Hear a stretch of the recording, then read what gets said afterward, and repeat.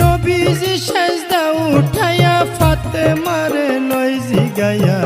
শোনো শোনো মা জননী আমি কই তোমায়,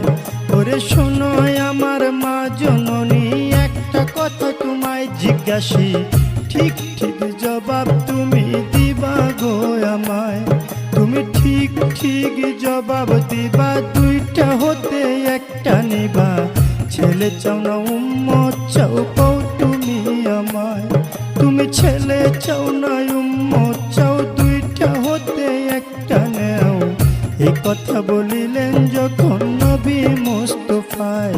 ওরে এই কথা শুনে ফাতেমায় চোখের পানি ছাইরা দেয়, ফরিয়া জানাইলেন মাওলারি দরগায়।